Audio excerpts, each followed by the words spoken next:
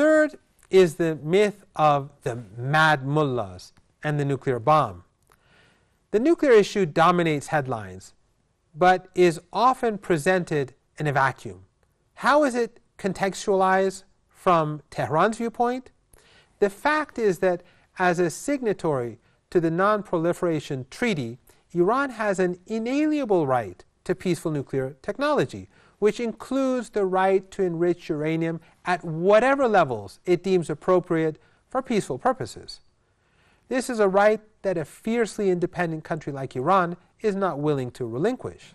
The pursuit of enrichment is a symbol of scientific sovereignty and a direct response to a history of broken promises and animosity, from the West's attempt to prevent Iran from finishing construction of its nuclear reactors, which were being carried out by the West before the revolution, to preventing Iran from importing enriched uranium at 20% to produce nuclear isotopes for hundreds of thousands of cancer patients each year.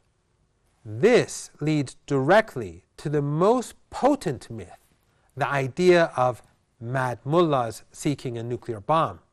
This Orientalist caricature portrays Iran's decisions as fanaticism, making it an enormous threat. It caricatures Iranian society and the political establishment, in which overwhelmingly government ministers, military commanders, MPs, and other decision makers are not even so-called mullahs.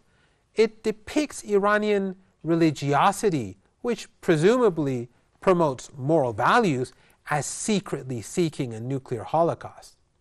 Ironically, it is the West that is supporting the Gaza Holocaust and allows the Zionist perpetrators of the genocide to have nuclear weapons. It intentionally ignores the central governing reality of Ayatollah Khamenei's fatwa against nuclear weapons, a binding religious decree declaring such weapons to be forbidden.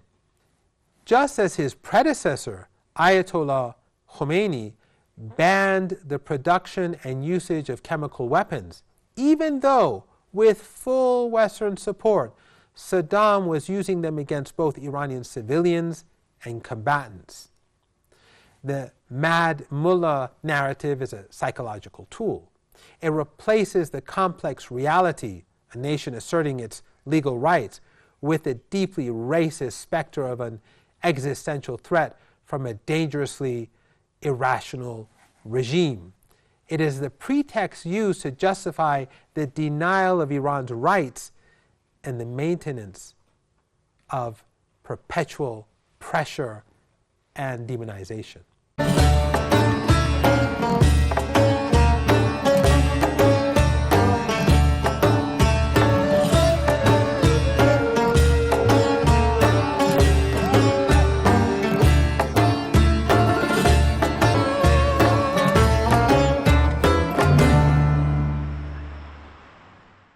These are several core myths that have long distorted much of the world's understanding of Iran: the myth of imminent collapse, the myth of regional aggression through proxies, and the myth of the mad mullah seeking a nuclear bomb. Instead, we see a state whose identity was fundamentally remade in 1979 around a revolutionary principle to stand with the oppressed against the oppressor.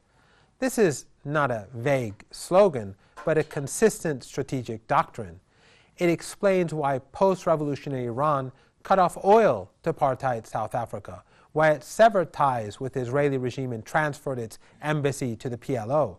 This is the same logic that animates the axis of resistance, not a network of proxies, but a strategic alliance of independent movements united by a shared commitment to resist against occupation, ethno-supremacism, and Western hegemony. This principled stance has come at an enormous cost: an 8-year war of aggression by Saddam, instigated by foreign powers, decades of unprecedented sanctions, and a relentless Western media campaign.